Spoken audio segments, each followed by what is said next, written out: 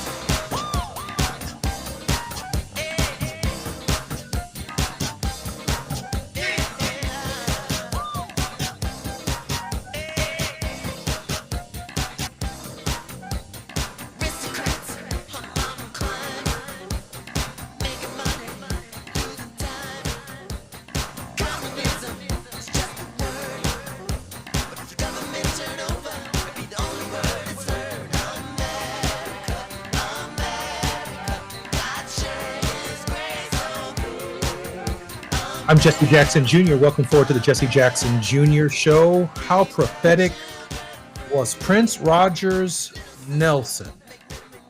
In the first hour of our program today, Atiba, the former deputy executive director for the National Black Caucus of State Legislators. He's a strategic alliance consultant and president of Party Politics US.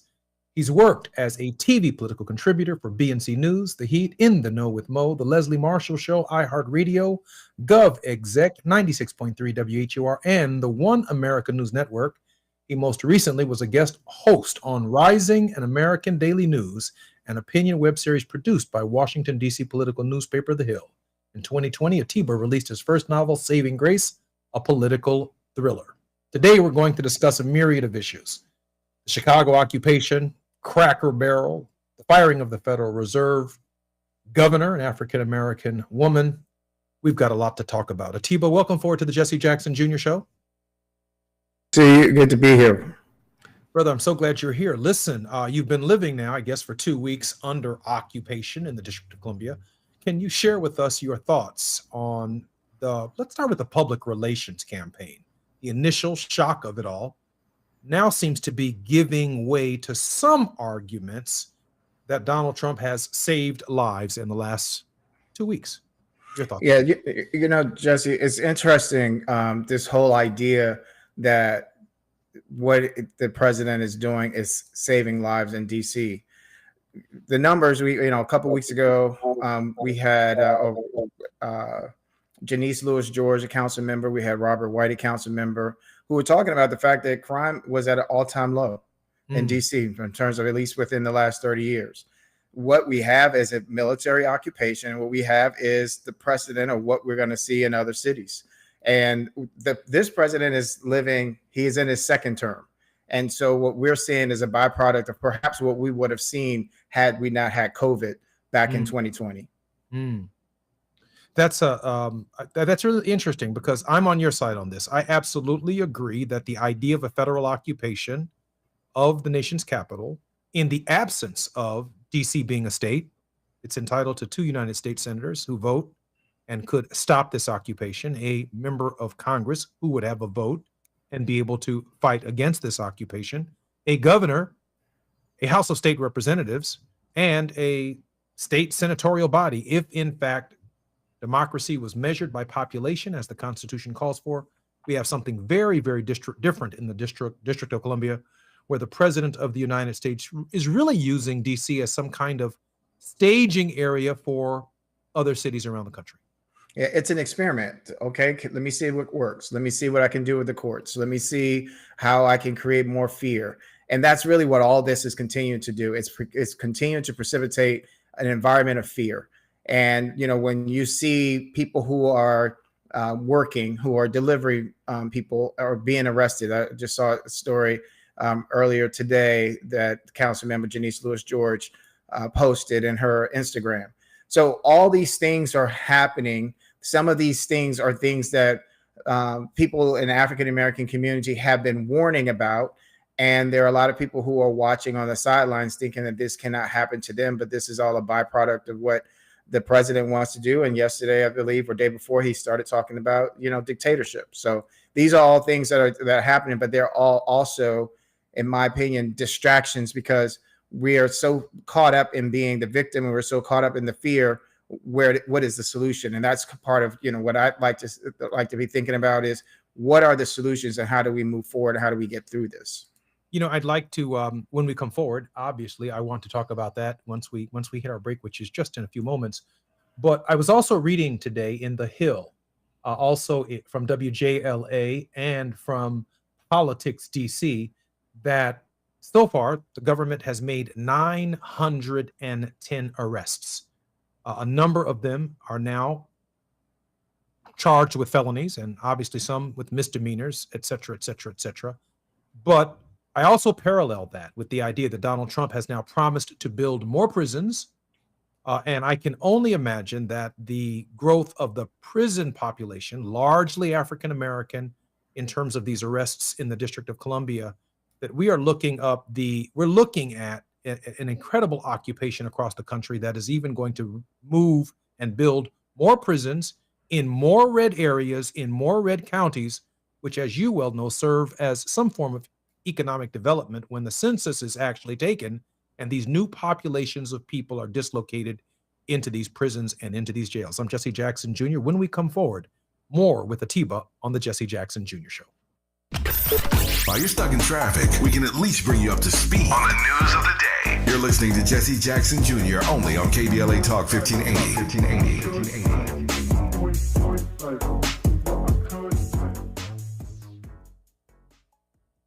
Cashback is not available on gas in New Jersey and Wisconsin. Susan, I'm sorry I'm late. Traffic is terrible. It sure is. But on top of that, gas prices have been skyrocketing. I can't believe how expensive gas has gotten recently. Prices at the pump are up, but I never pay full price for gas anymore. I just use the free Upside app that pays you cash back for every gallon of gas you buy. Wait a minute. Are you saying you actually get paid cash when you buy gas with the Upside app? Yes, I get real cash back every time I buy gas. And does that actually add up to anything? I've made around $200. Wow, that's serious extra cash. I'm downloading the free Upside app now. Download the free Upside app to earn real cash back every time you buy gas. Use promo code GOLD for an extra 25 cents per gallon cash back on your first fill-up. You can cash out anytime right to your bank account, to PayPal, or an e-gift card for Amazon and other brands. Just download the free Upside app and use promo code GOLD for a 25 cents per gallon bonus on your first tank. That's code GOLD for 25 cents per gallon cash back on your first fill-up. KBLA Talk 1580. We've got a lot to talk about. KBLA Talk 1580 is committed to self-care and community well-being. Walk Good LA was formed in June 2020, inspired by the Black Lives Matter movement and the beginning stages of the COVID-19 pandemic. What began as a few minutes of breath work and yoga meditation before protests against police brutality turned into a safe space for the community to heal in hard times. The immensely positive response from the community transformed the momentum into a movement. Today, Walk Good LA is a Black and Brown-led community wellness organization based in Los Angeles. They provide spaces for healing through community yoga classes, guided meditations, hikes, run clubs, and other activations throughout Los Angeles that attract hundreds of members weekly. With the help of Propel and Michael B. Jordan, they now have a yoga and wellness studio in Los Angeles called the Walk Good Yard. To join their mailing list and connect with healing spaces, please visit walkgoodla.org. That's walkgoodla.org.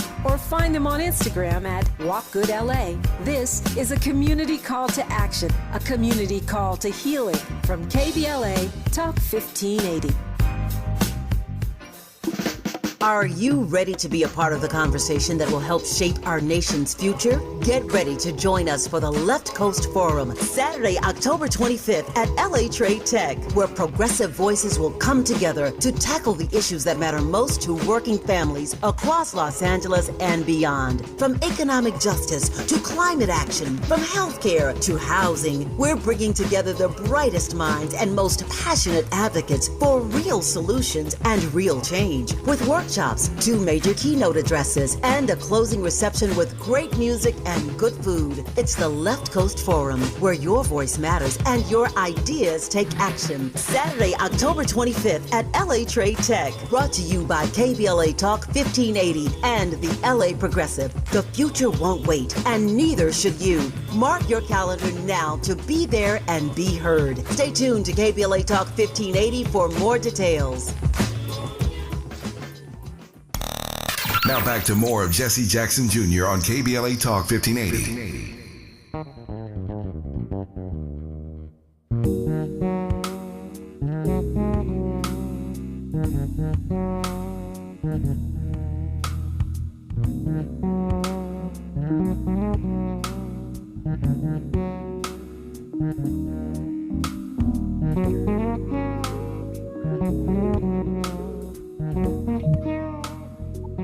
I'm Jesse Jackson Jr. Welcome forward to the Jesse Jackson Jr. Show on KBLA Talk 1580. In this hour, none other than Conversations with Atiba on Wealthy Wednesdays on the Jesse Jackson Jr. Show. Atiba, welcome forward to the show.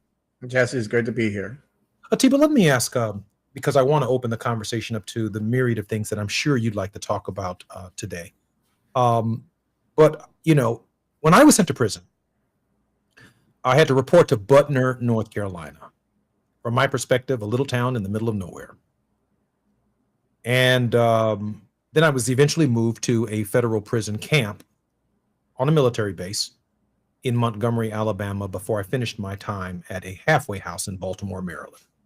I was moved around the federal prison system, as many men and women are in the federal prison system. But I'm from Chicago. I'm a long way from home. I've worked in Washington, D.C., a long way from home, a long way from my children. And I know this to be the path of men and women who are charged with federal crimes. And largely, that's what you get charged with in Washington, D.C. There is no state crime.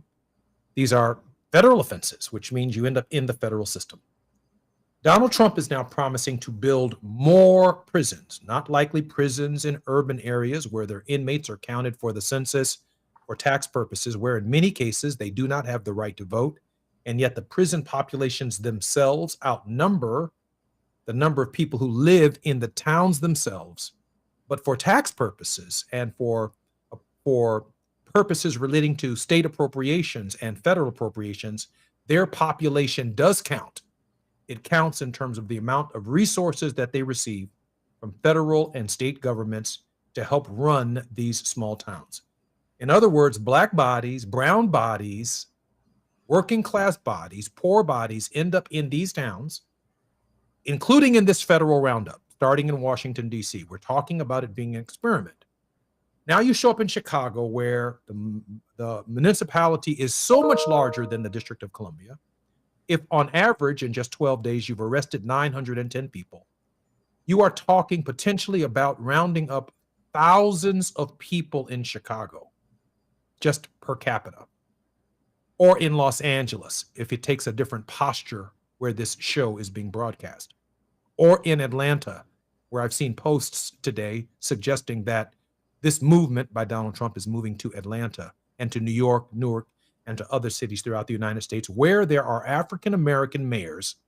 Our bodies are being used to build prisons in rural areas that help subsidize the MAGA communities and the MAGA movement. Your initial thoughts on that? One is the distractions.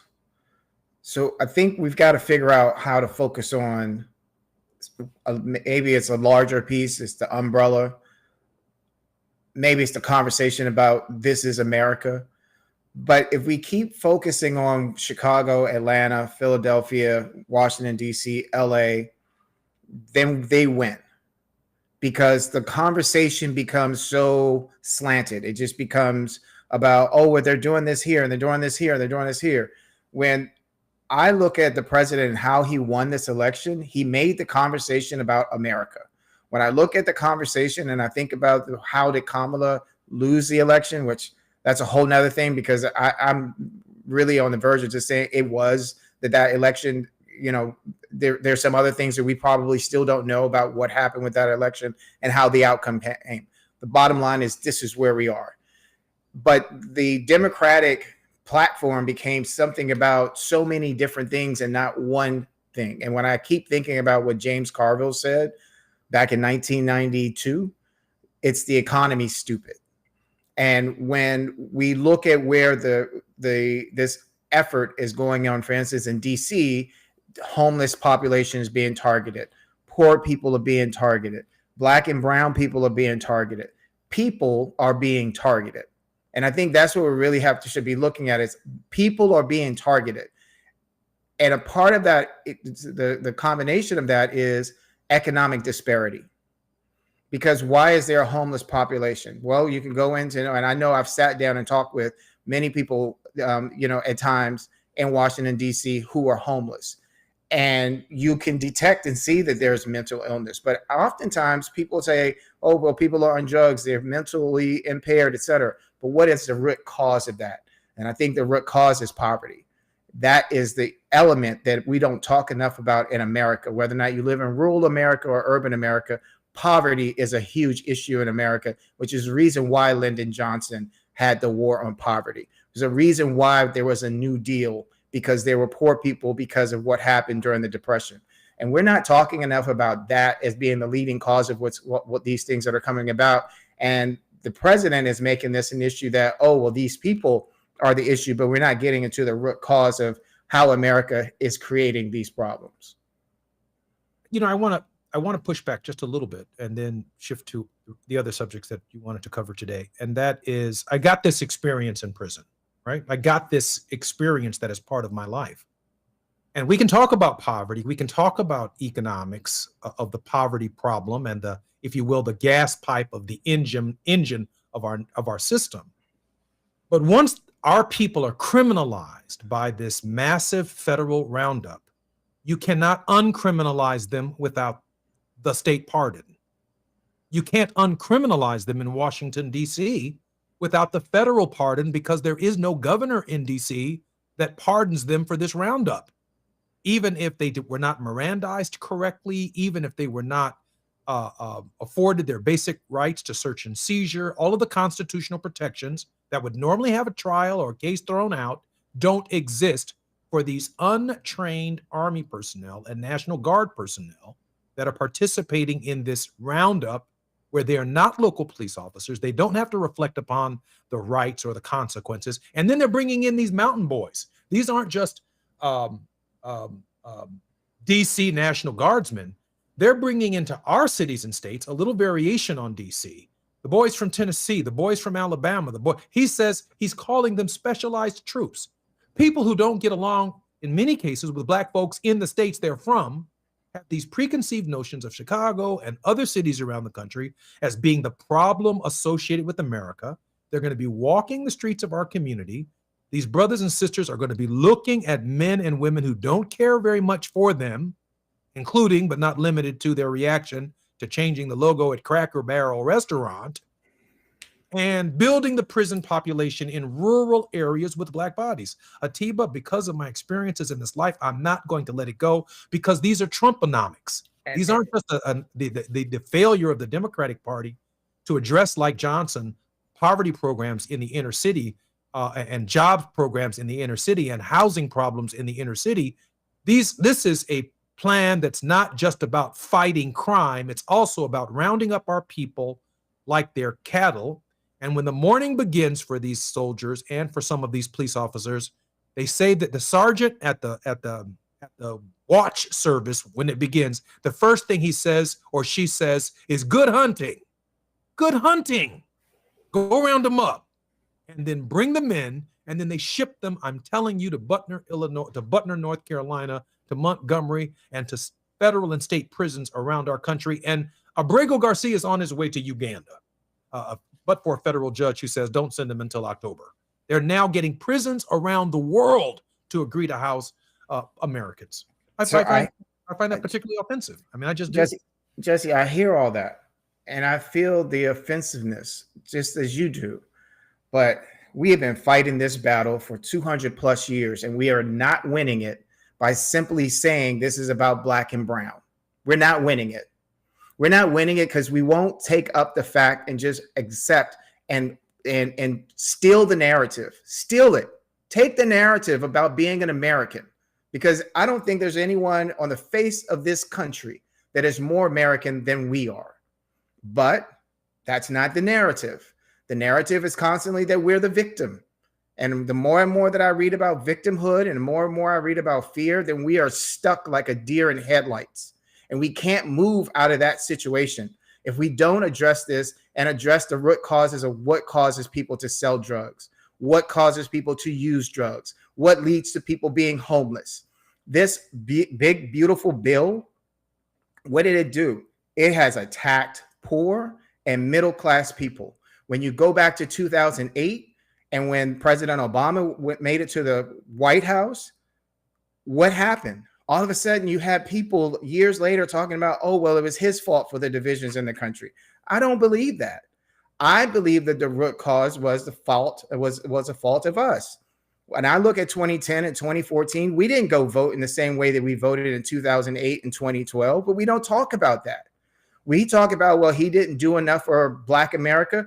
Well, what did we do when he was there for those 8 years to push the envelope, to push the needle, to push the rock over the hill? We didn't do enough. I think we have to take some responsibility within this conversation, because yes, the root cause and what's caused what this has led to is what we're seeing happen right now. When I think about why they didn't want Obama in the White House, it wasn't because he was Black. That was the covering. That's what we saw. They didn't want him in the White House because he offered hope. And people, with this whole thing within this capitalist society is this idea that fear is what drives politics. And if you think about the definition that I use for politics is keeping an issue going long enough until it becomes irrelevant. That's interesting. Politics is supposed to be about pushing policy, but we get caught up in being a deer in headlights and let fear drive us, whether or not it's going to vote or not. And in 2008, in 2010, when Mitch McConnell said our number one concern, this is in the middle of an economic recession, is to make sure that this guy does not is not reelected. They made it about race, and we took the bait, but they were trying to tell us that they were against hope. And in 2016 and 2020, or 2024, we saw hate win an election over women who were providing an impetus leading us toward a better, hopeful future. I respect all of that. I respect every single issue that we ought to be focusing on. And I think we can focus on those issues with clear eyes and clear and sober minds without the occupation of the federal government, led by Donald Trump, who's running from dealing with the Epstein files. The end result of trying to get to the answer to that is that he is a distraction, that this is a distractive move, but the consequences of the distraction are locking up Black bodies and shipping them to red counties. That's just a fact. Now, I accept that. I accept that these are the issues of poverty that we need to address, from schools to education to healthcare to housing. But at the end of the day, we were having those discussions. And yes, we've been having those conversations for 200 years. I get it. 15 presidents before Abraham Lincoln, the 16th president, all the way up to number 47. We've had these conversations. And no, the Democratic Party, the party of slavery, which is now the party of Obama, has not delivered for us. I get it. And neither has the party of Lincoln, which did set us free, all the way up to the party of Donald Trump, has no plans for addressing poverty. Both parties have failed on this question, no doubt about it. In the meantime, Black bodies are being rounded up on a scale that we have never seen since slavery. It's just a fact. It is an inescapable fact. And it's very difficult to have the conversations about the myriad of issues that confront our community in a civil way without acknowledging that this is being forced upon us by the distractor who's using this to distract from issues that do matter. And there are consequences for that, including the permanent felonization of Black people. A whole new generation of people in Washington. Okay, you know what? Let's have this conversation 14 more days from now when the number is no longer 1,000 DC residents who've been arrested, but it's 2,000. And since he wants a longer occupation, let's have the conversation in a month and a half when it's 4,000 people have been arrested in the District of Columbia, and then 5,000. And we're still talking about poverty 6 weeks later, but on the rate that they are arresting our people, 6,000 people in 2 months would be arrested under the present occupation. All of them with a permanent record, incapable of getting a job again. I'm going to hang around that, brother, because I've lived it, and I did my time, and I've seen men and women who've done their time, and then they lived a life of felonization the rest of their lives. That is also part of what we're looking at. I promise you, Atiba, when we come forward, that we are going to allow you, as our regular contributor on Monday, to share with us everything that you'd like, as well as a number of other issues that we promised ourselves we would cover. I'm Jesse Jackson Jr. This is KBLA Talk 1580. We are having a conversation with Atiba, one of the most respected minds that I have and that I know. When we come forward, more with Atiba. The biggest names, the best conversations. You're riding with Jesse Jackson Jr. on KBLA Talk 1580.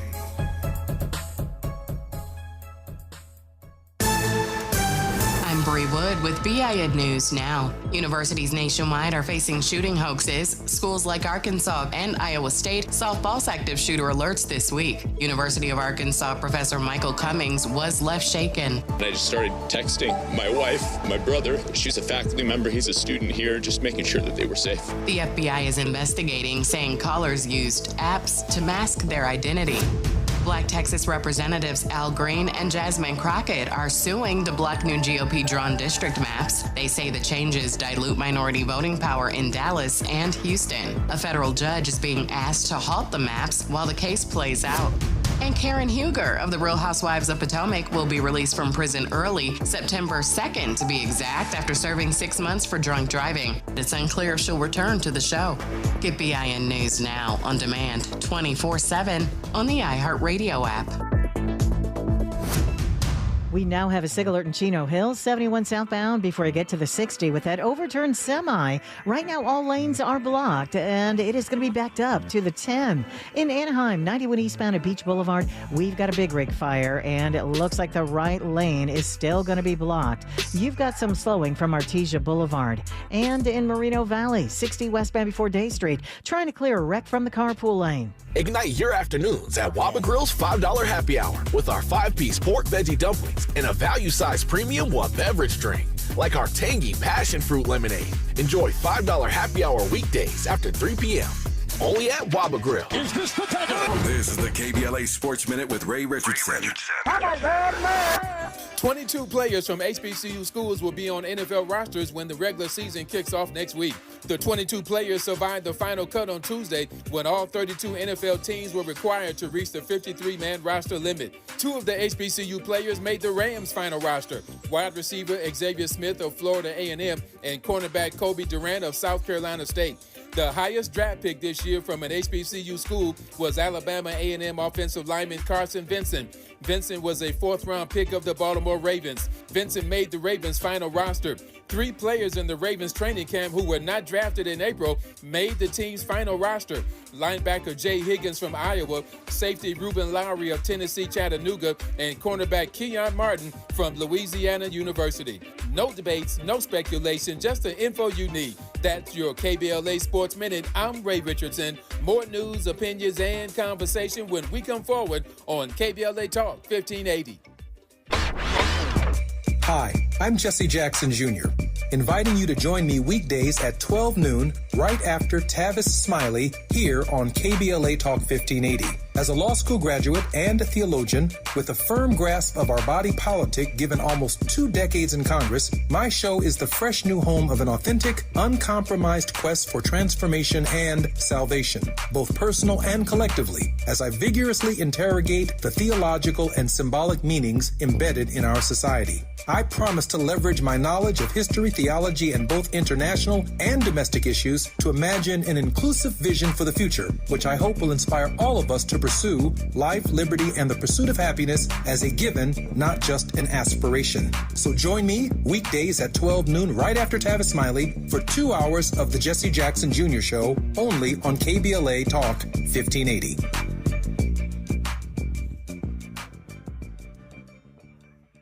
September is World Alzheimer's Month, a time to shine a light on a public health crisis that hits Black families hardest. 1 in 5 Black adults ages 70 and older is living with Alzheimer's disease, or AD, and it's not a normal part of aging. Early signs like repeating questions, missed appointments, even trouble handling bills might seem small, but they matter. The good news? There are treatment options available that may slow AD when diagnosed early. Don't wait. Visit treatalzearly.com. That's treatalzearly.com to learn more. This message is brought to you by AZI. Thinking about going electric? Now is the perfect time. Electric vehicles cost less to run, don't need gas, and need fewer repairs than gas-powered cars. You can also save with federal and state tax credits, and in some areas, qualify for rebates on home charging stations. To learn more, visit www.breathesocal.org. That's www.breathesocal.org. Hey there, Los Angeles. This is James Lucky Jr., publisher and editor of Los Angeles News Observer. Are you hungry for news that matters to you in the African-American communities of Los Angeles? Well, buckle up, because we got the scoop you've been craving. Stay in the know and never miss a beat with our free weekly publications conveniently available near you. Or hop on the digital wave and become an exclusive subscriber at OGNSC.com. Don't forget to join the party on Instagram and Twitter at OGNSCINC for behind-the-scenes access and sizzling updates. No more FOMO. Let's stay informed, connected, and empowered together. You're listening to Jesse Jackson Jr. on KBLA Talk 1580.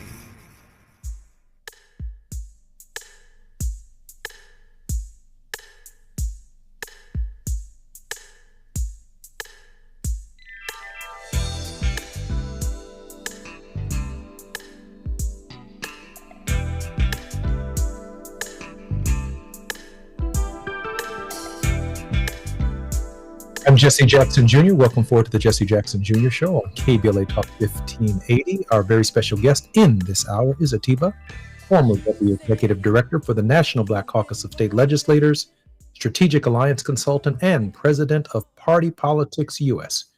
He's worked in TV as a political contributor for BNC News, The Heat, a number of programs around the country. Atiba, welcome forward to the Jesse Jackson Jr. Show. Be here with you. My brother, you have some thoughts on your mind on a number of other subjects as well. I think that you were, very passionate, and in what you're saying, I'm not saying I disagree. I think that what I'm saying is that I might disagree with the pathway. I think that we are spending so much time talking about the problem, we haven't gotten to the solution. We say that, this is happening and this is happening, and we are good at preaching. We're good at talking about the problem. Okay. We got PhDs in that now. Hey, you want us to give a good speech, we can talk about the problem and get you riled up. But, finding the solution is the harder part. And when I'm looking at where we are and what's going on today, I think that we're spending a lot of time. I actually want to tell people, stop posting when you see these things that are happening. I'm not saying don't read about it. I'm not saying not to be aware of them. And I'm not saying not to talk about them. But what I am saying is that when we keep sharing on our social media feeds, for instance, what's happening, we're adding the fuel to the fire. When we're watching CNN and all these other, television mediums, we're giving them fuel. And what they're learning or what they know is that they make money off of fear. And we've got to figure out where is the messages of hope, because people see what's going on. They see what happened today in Minneapolis. How do we stop that? Because we know there's going to be another mass shooting. But how do we stop mass shootings from happening? We know what is going on in Washington, D.C. How do we stop what's happening in Washington, D.C., I think is the bigger part of the equation that people are looking for that message. That is the hope that they're looking for. But we get caught up and bogged down in being the victim that we don't figure out how do we get out of the quicksand. You know, Atiba, when I was much younger, so much of the hope of what it meant to be an American was the expectation that our generation would do better than our parents. Back to your economic point. This is one of those generations that actually is experiencing that they are not going to do better than their parents, that they're going to be worse off than their parents. Hence, there's less optimism. Far more pessimism exists in the body politic than has ever existed. And there are two ways, I think, of looking at this economically, and there may even be more than two. There are those who still are optimistic about the possibilities of what America can provide. And then, as my father said in 1984 and 1988, there are those who are seemingly perpetually stuck at the bottom, that rising tides don't lift all boats, particularly if you're stuck at the bottom. And so I don't see Mark Zuckerberg as having worked harder than me in my life. I just don't see it. I don't know where Elon Musk came from, but from South Africa by way of Canada. And he's the richest man in the world, largely because of opportunities that he's been able to take advantage of here in the United States. He's having the best time of his life. He's having the best time of thousands of lives who, if the system itself were guaranteeing more optimism, more hope, a future that, for example, granted each of us a higher quality of life going forward, an expectation like that of which our parents had, we might be looking at a different dynamic. But I don't see that happening, Atiba. Yeah, and I think that the overarching message that Americans, regardless of ethnicity, national origin, et cetera, that people want to hear is that the next generation has a better way forward. And the better way forward is college education. That's the way we've been told, if you work hard. But as Dr. King said, you keep telling me to pull myself up by my bootstraps, but you won't give me any boots. So the thing is that the thing is that overall we know what the problems are. We know America has a gun problem. And I'd like to tell people that two things can be true. Yes, particularly those living in rural America, you may need a gun. Right? My grandmother needed a gun to protect herself. My great-grandmother needed a gun to protect herself. They lived at the end of a country road that was dark at night. My great-grandmother used to say, I got something in here that will, I bet you that you might think will bark, but it will bite. I'm probably getting that wrong, Mom. But but the thing was is that she was basically saying, get out of my yard, because there were these young people that would come get into her yard. My grandmother had to defend herself with a gun with a man who she married after my grandfather, who was assaulting her and threatened to assault her son. And she said, if you threaten my child, I will kill you. So there are times, yes, that a gun is necessary to protect you. But the way that we have guns and what's happened in DC, they've been confiscating people with guns. We don't need guns the way that people talk about, seem to think that they need guns. But when I'm saying two things can be true, is I'm saying that we can have a problem and we can have a solution. And there may be two ways to get there. My way of getting there is not to continue to beat the dead horse over the fact that this is racist. My thing is, how are we finding ways to cross over and to get other people in this country on our side? How are we finding messages? Because it's not just Black people that are poor, and it's not just brown people that are poor in America. And it's not just Black and brown that are being impacted and affected by police or police brutality. But how are we having a conversation that says, hey, all of us, let's come together because you, like me, wants the next generation to do better? Let's peel back the onion for a moment on the shooting today that took place, the great tragedy that has taken the lives of two students, I think 11 people, the last I've heard. critically injured, including 7 children, because of a mass shooting that took place today. What a tragedy. Obviously, I don't even want to say thoughts and prayers. Atiba's trying to get to the heart of the gun question. The assailant, so far, the evidence suggests that he had no criminal record, that obviously he engaged in some suicidal ideation in that he killed himself after the mass shooting. Either way, a community is traumatized. Families are traumatized. These children will never be the same again. But whatever it is that affected the deranged mind of the individual who carried out this tragedy, it's hard, I hear you, Atiba, because I like to hunt. I liked my guns when I could carry them. My nonviolent offense has prohibited me from ever owning a gun again without a pardon. And I love the woods. I love hunting. I love camping. I love fishing. I love archery. I love to shoot rabbits, ducks, and raccoons. I love it, but I can't do it anymore. Would love to have that right back if ever pardoned. Along with 70 other million Americans, many of whom are non-violent offenders who deserve the same, the right to enjoy the rest of their lives with these American freedoms. With that said, I'm wondering what lack of optimism existed in the mind of the shooter. I get it. Shame, blame, guilt, resentments, regrets, all of the mental derangements associated with the psychology of a sick person who kills people or wakes up desiring to kill children in church. That's what he did this morning. But I'm wondering about the overall climate and environment that leads people to say, I don't have hope. That issue that you raised, this hope. I don't believe anymore. My life is no longer worth it. Atiba, how do we address, and I know we only have a minute, but we'll come forward with more on this conversation. How do we address one person whose impact on their lives can have such an impact on community that we continue these conversations? We've got so many images within movies, within all everywhere in America that's around guns.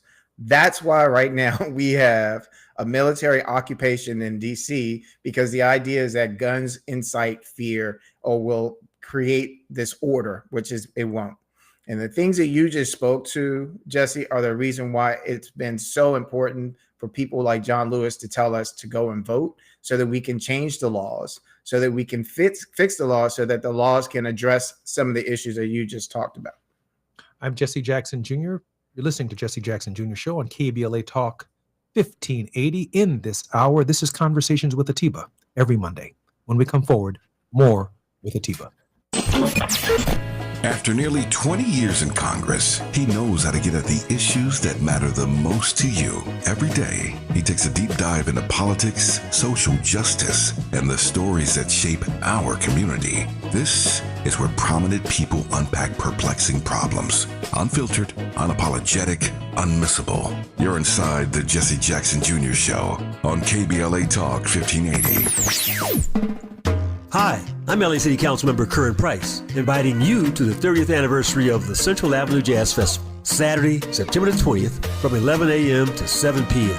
We've got 4 pavilions, 3 stages of live music, plus food, fun, and a marketplace all along historic Central Avenue between MLK Boulevard and Vernon Ave. Our featured acts this year are Gregory Porter, Pancho Sanchez, and Jasmine Horn at the 30th anniversary of the Central Avenue Jazz Festival, Saturday, September 20th, 11 a.m. to 7 p.m. along Central Avenue between MLK Boulevard and Vernon Avenue. Come out and bring the whole family because this legendary celebration is free. For more information, go to centralavjazzfest.com. I'm LA Councilmember Curran Price, and I absolutely approve this message.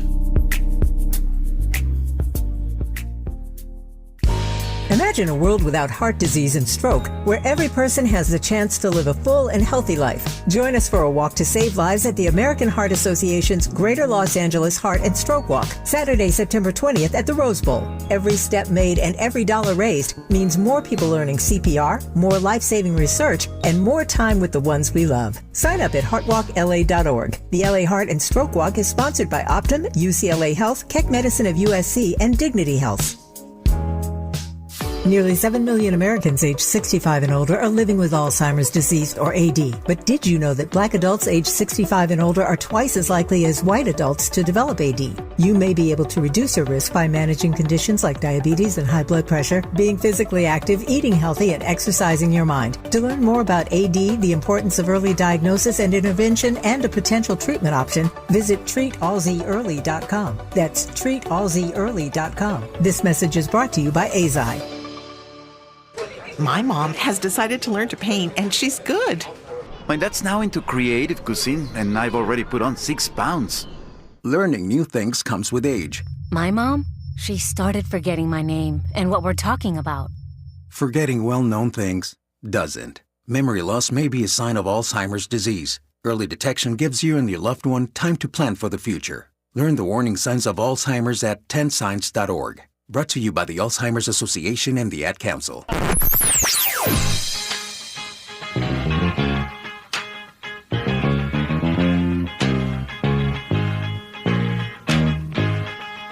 This is KBLA Talk 1580. Talk radio. Let's music to your ears.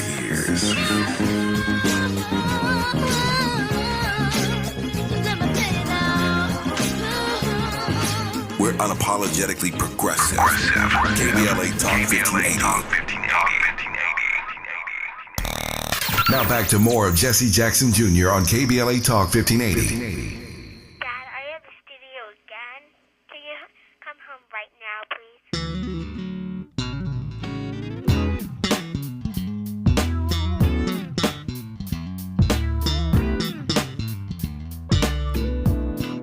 I'm Jesse Jackson Jr. Welcome forward to the Jesse Jackson Jr. Show. It is Wealthy Wednesdays on the Jesse Jackson Jr. Show, not Moving Mountain Monday. Some of these days feel like they're running together for me, but our very special guest in this hour is our regular contributor, Atiba. Atiba, we have conversations with him on a myriad of topics and subject matters, and some of them are easy, some of them are difficult, and some of them, and every single one of them is challenging, because that's just who Atiba is. Atiba, welcome forward to the Jesse Jackson Jr. Show. I do want to say that our next guest, Reverend Todd Yeary, will be with us in the next hour of Wealthy Wednesdays. There have been occasions when Atiba has come down with us to the second hour of the show. We've got a lot to cover with Todd today. So in the next hour, Reverend Todd Yeary will be our very special guest. Atiba, in our final segment, you take us and force us to have a difficult conversation. And I think sometimes, in perfect candor, I'd like these conversations to take place in our civic organizations. I'd like them to take place in church. I'd like them to take place around our dining room table. But every now and then, and this is one of the things I so respect about you, we do need a boogeyman. Donald Trump's the boogeyman now. The boogeyman got us talking about something we wouldn't talk about if we didn't have the boogeyman. So the boogeyman, here come the boogeyman, and he's forcing us to look out for our children, think about our communities differently. However, I do believe the same Dr. King that you talked about, it's not just the end for which we live, that is rounding up Black bodies. It's also the means. Dr. King said, in fact, the means, the end is pre-existent in the means. And by that, Dr. King means we have to give the actions that we take some thought because of the consequences of those actions to achieve the end of community. Atiba, that's pretty much my final thought, but I do know that you have a number of thoughts. And of course, toward the top of the hour, we count on your word of hope. Yeah, Jesse, I look forward to being here every other Wednesday. A lot of it is when I talk about hope, you gave me a lot of hope when I was a 13, 14-year-old kid at the Congressional Black Caucus. And you come in and you speak to a group of young people. And listening to you then, again, what you said was hopeful. And I don't know if I'm sure you've had other people who've come to you and told you that that message or that the way that you were then, it was amazing. And I'm saying this to say that the conversations we were having then are similar to the conversations we're having now, and they're necessary. But what's also necessary is figuring out how to stop telling them what our play is before we play it. So football season is about to start. And if a football team gets out front and says to the other team, this is the play we're about to run, and then the defense on offense, and then the defense comes on and they know the play, they got a better chance of stopping the play. I believe that America knows our plays because we keep running the same ones. Interesting. When I mentioned 2008 and Obama being about hope, they were surprised because that was a new play. They had never seen the whole country from all these different ethnic groups and religions and et cetera come together and support a candidate. And that was fear. So now where we are, they're fearful of us coming up with another leader. But I believe that there are many leaders amongst us, and that it's up to us in our different places around this country to not just look for who the leaders are going to be, but be a leader ourselves. That we can't keep waiting for someone to come out who's going to give this amazing speech. We have to go and take it upon ourselves and do the agitating. And because that's what's being done to us. And so it is a very troublesome time, but we've been talking about gun violence in America for too long. And we've been talking about police brutality, and we've been talking about racism, and we've been talking about all these other isms. I don't hear us talking enough, but I can go back to 2008 and tell you that the message was of hope and change. And I can tell you that in 2016 or 2017, when President Obama gave his speech in Chicago, his farewell speech, he said, and I will say it again and again to my friends and people, anyone who wants to listen, that it was never about him. It was never about Michelle. It was always about us. So I think that it's up to us. And that's my hope. That's my message. It is up to us to recognize that we can't win this just by ourselves. The way that we win this is to looking at how our humanity unifies us, how we look past the color of our skin, how we look past our religions, how we look past, sexual orientation, all these other things, and look at what is the thread, what is the material, what is it that we need to thread the needle to unite us, to recognize that we are more powerful together than we are divided. I can't think of a more powerful message. And I'm so grateful to Tavis Smiley, because on KBLA Talk 1580, one of the things we've been able to do is have our guests on from around the country as these crises, mostly man-made, present themselves. And through this medium, we try to establish community where we can have open dialogue and open conversation about the possibilities of community, common unity, coming together to make a difference together, to share ideas, to listen, to receive, to adjust, to not know it all, but to hear from people whose points of view matter to the ongoing conversation of community. Atiba, this is a very valuable conversation and very insightful. Again, it does occur in a context, and that context is anxiety is high in communities around the country where there are African American mayors. We don't know what the mountain boys coming to our communities really mean, what the consequences of the kind of behavior that we've seen just in the last 5 days when a corporation sought to rebrand itself. And it collapsed to not only the MAGA movement, but to the president of the United States himself and to the stock market. And they decided to keep, old Uncle Herschel on the cover and on the branding of the Cracker Barrel restaurant. These are things that touch the central nervous system of our bodies every single day. And many people didn't know who Uncle Herschel was until this week. We eat so much chicken at the Cracker Barrel, we've never given any thought to the idea that there was Uncle Herschel was who the Cracker Barrel was all about until this week. And now we have to reflect upon what that means, even in community. And so, Atiba, I can't thank you enough for your contribution to the Jesse Jackson Jr. Show. And therefore, I'm going to give you 2 words of hope. The one you just ended on, and the final 2.5 minutes to expand upon the hope you gave us. I'll just say, let's not be fearful of the things. I know that last week it was the Smithsonian. Oh, they're going to take this. Well, they can't take our stories, and we have to tell our stories. Our stories are uplifting, and our stories are not just uplifting for us. They're not just meant for us.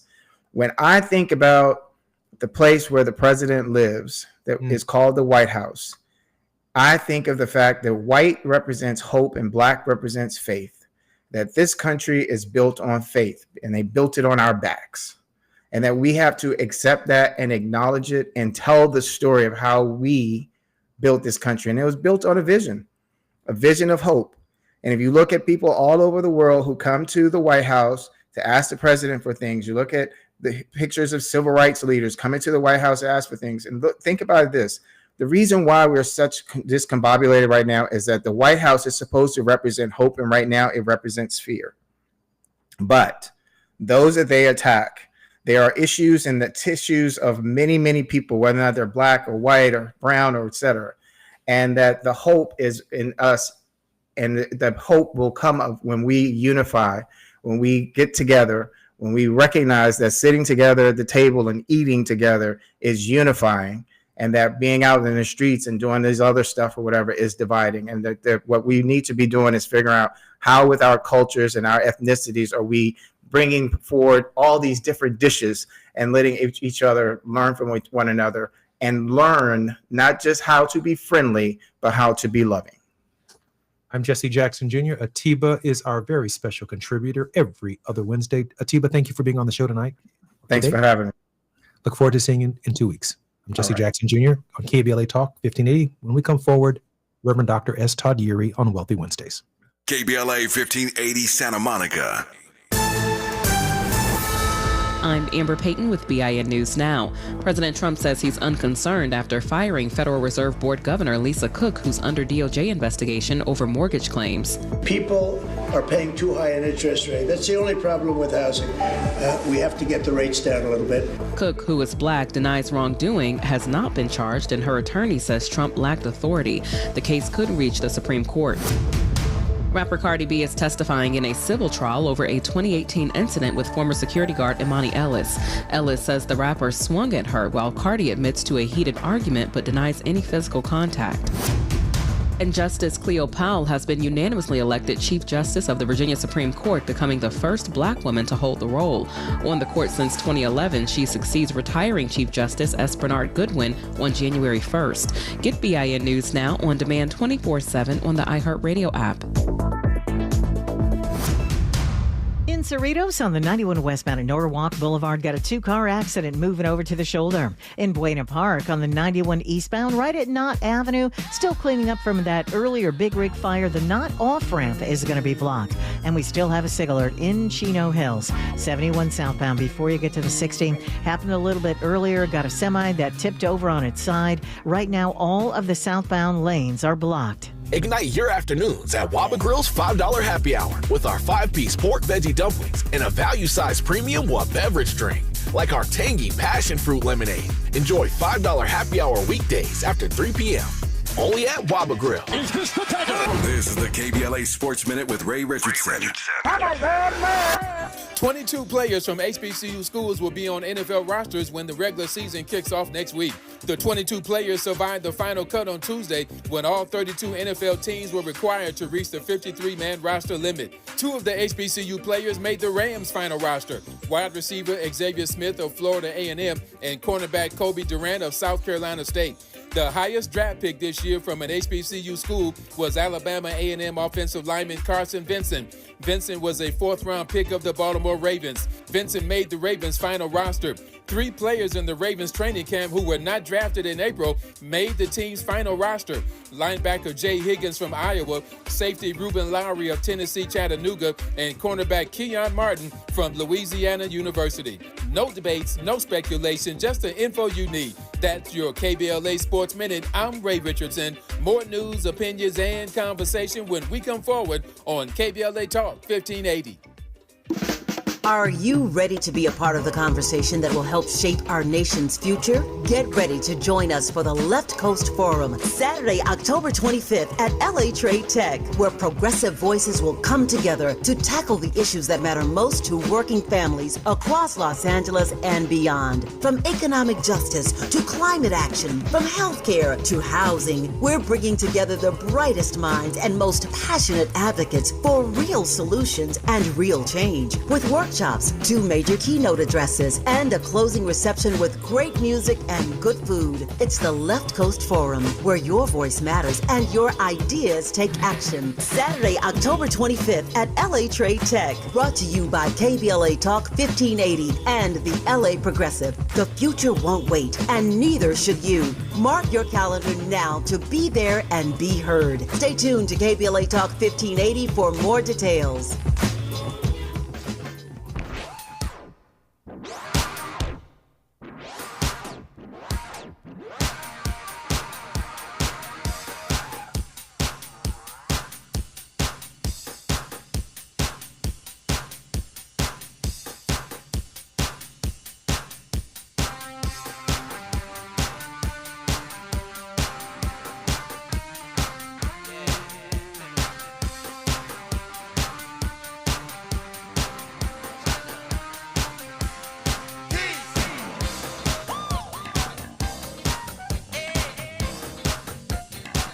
Wednesdays with Dr. S. Todd Yeary on KBLA Talk 1580.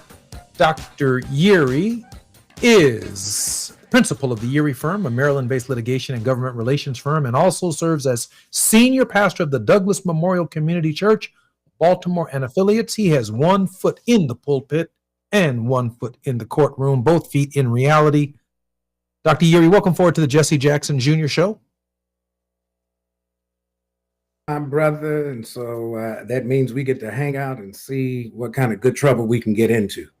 Had a really, really interesting conversation in the first hour with Brother Atiba, deeply and profoundly concerned about our reaction and how we seize this moment to take the inward journey on some things that we need to change and talk about and discuss that I think really, really, really matter. Your initial thoughts on that? Got a bunch of issues to dive into, but I'd like to hear your thoughts, Dr. Yeary.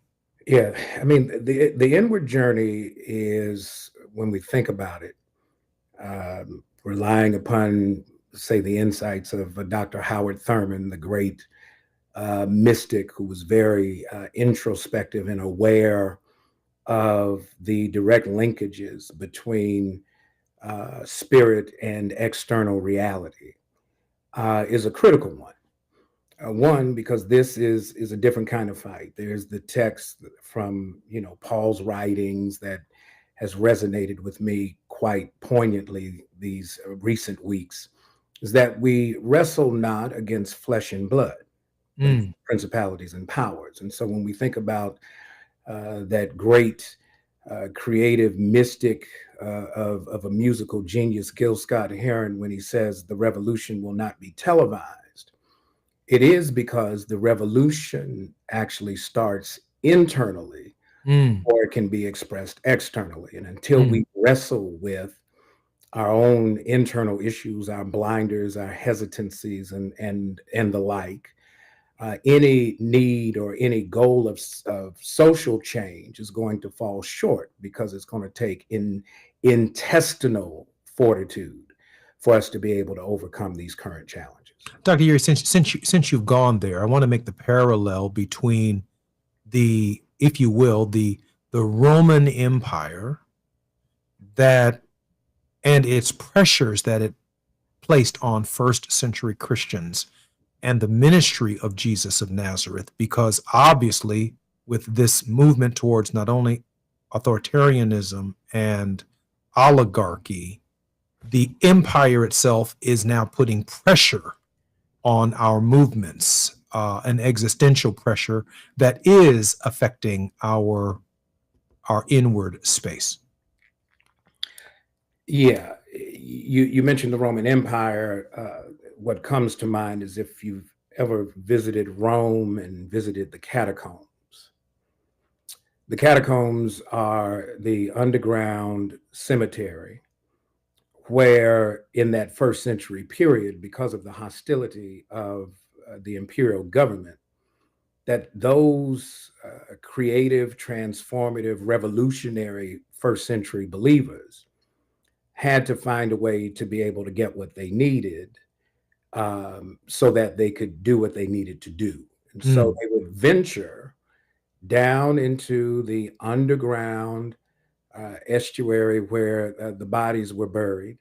And they would navigate these very narrow walkways until you would come to a clearing that was large enough and open enough for a few of them to gather around a makeshift altar where they could spend time in communion with the divine. And so sometimes we have to be willing to be able to navigate even the halls of what represents death so that we can find the energy that's necessary to promote life. And so that internal wrestling, that first century challenge that they were facing was one that was actually going to the core of their actual existence. And so they found the strength and the courage in places where we would tend not to want to go to have church, if you will. Nobody wants to go to the cemetery for a church service. Praise and worship could be a little challenging in those contexts. But when you recognize that it is not about necessarily the liturgy or the expression, but the energy and the transfer, that you got to do what you got to do and you got to go where you got to go so you can get what you got to have to be able to change what you need to change. And so that is the reality where we find ourselves. And we've got to take courage. We've got to follow the example of our ancestors in this existential moment. The pressures and the powers and principalities of the empire are closing in all around us. We've seen it in Washington, D.C. It's taking place in Los Angeles, California. It's almost like the prepositioning of troops, the threats here in the state of Illinois, the governor's response, the mayor's response, the elected officials' response. They're coming. And it's going to force all of us into an inward journey to make judgments about who we are, and where we're going. More on Wealthy Wednesdays with Dr. S. Tadieri on KBLA Talk 1580 when we come forward. It's afternoon drive time with Jesse Jackson Jr. Only on KBLA Talk 1580. Cashback is not available on gas in New Jersey and Wisconsin. Susan, I'm sorry I'm late. Traffic is terrible. It sure is. But on top of that, gas prices have been skyrocketing. I can't believe how expensive gas has gotten recently. Prices at the pump are up, but I never pay full price for gas anymore. I just use the free Upside app that pays you cash back for every gallon of gas you buy. Wait a minute. Are you saying you actually get paid cash when you buy gas with the Upside app? Yes, I get real cash back every time I buy gas. And does that actually add up to anything? I've made around $200. Wow, that's serious extra cash. I'm downloading the free Upside app now. Download the free Upside app to earn real cash back every time you buy gas. Use promo code GOLD for an extra 25 cents per gallon cash back on your first fill-up. You can cash out anytime right to your bank account, to PayPal, or an e-gift card for Amazon and other brands. Just download the free Upside app and use promo code GOLD for a 25 cents per gallon bonus on your first tank. That's code GOLD for 25 cents per gallon cash back on your first fill-up. KBLA Talk 1580. We've got a lot to talk about. KBLA Talk 1580, connecting you with services and solutions. LA County's new Justice Care and Opportunities Department, or JCOD, is here to support justice-involved individuals and their families. The JCOD Support Center is now taking calls at 1-833-LACJCOD. That's 1-833-522-5263. Available 7 days a week from 6 a.m. to 11 p.m., the Support Center is your one-stop shop for re-entry issues and court support. They offer court reminders, connections to local services, transportation assistance for housing, court appearances, and childcare. The JCOD hotline provides personalized help to connect you with services that you need. And don't forget to check out justiceconnect.org for more information. Remember, it's free and available every day at 1-833-522-5263. This is a community call to action from KBLA Talk 1580. What make you? The California Crusader newspaper would like to thank all of our subscribers for their support throughout the years, proudly serving the South Los Angeles and South Bay areas for more than 40 years. The California Crusader is a multicultural, Black-owned, adjudicated newspaper that focuses on providing newsworthy information to the people in our community. We're constantly looking for ways to assist businesses in our community to connect with our subscribers. We provide low-cost, effective ways to promote your business with our reasonable and affordable advertising rates. You can participate by suggesting, sharing, and submitting your stories on the California Crusader newspaper Community Share Facebook group page, or visit our website at cal-cruise-news.com. That's calcruisenews.com. Then click on the Submit Now button located on the top right corner of the homepage, or text CCN to 42828. Again, text CCN to 42828. The California Crusader newspaper, working together to build a better community for our future. Subscribe today. Now back to more of Jesse Jackson Jr. on KBLA Talk 1580.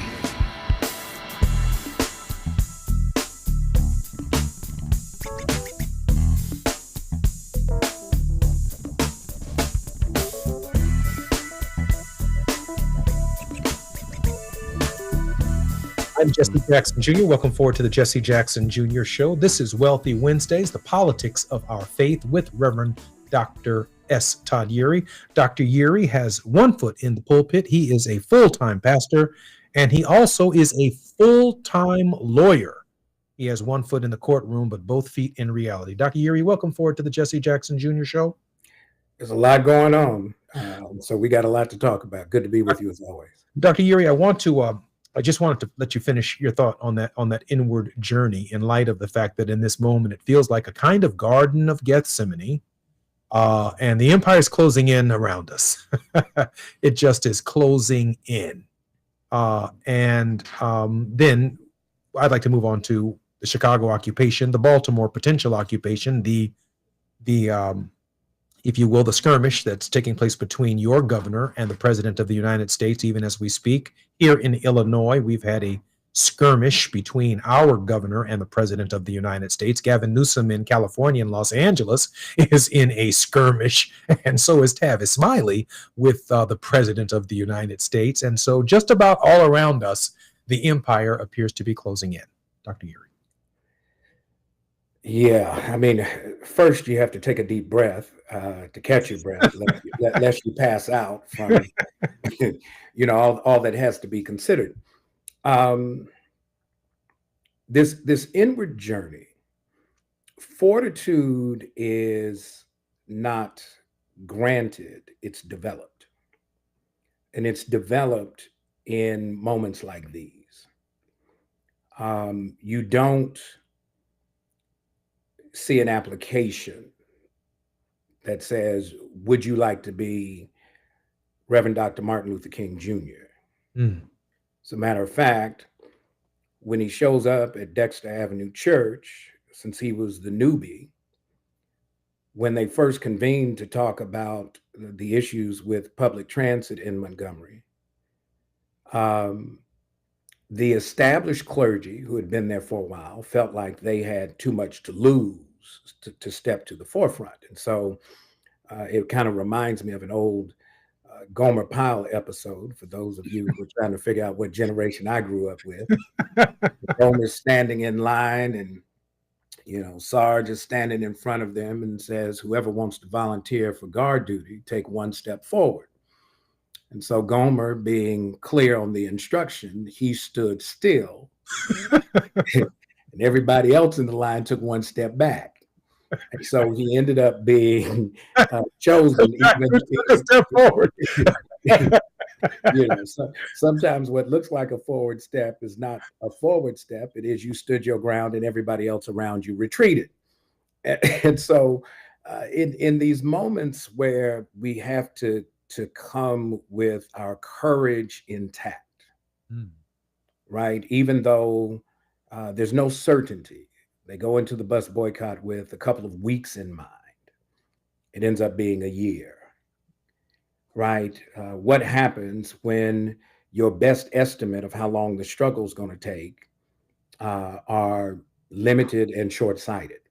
This is a long haul. The question is, if the time that it takes is ever changing. Are you willing to put whatever time you have left to invest to the cause of liberation? So that requires fortitude. I think too often we want certainty, that in order for me to commit to this, you got to guarantee that you're only going to need so much from me for so long. That's not how our ancestors lived. That's not how they died. That's not why they gave their lives, so that we might have better lives. We've got to decide, as the other side is going through their exercises, to run these trial balloons up for the actual occupation of many times either Black-led cities or cities with significant, if not majority, Black populations.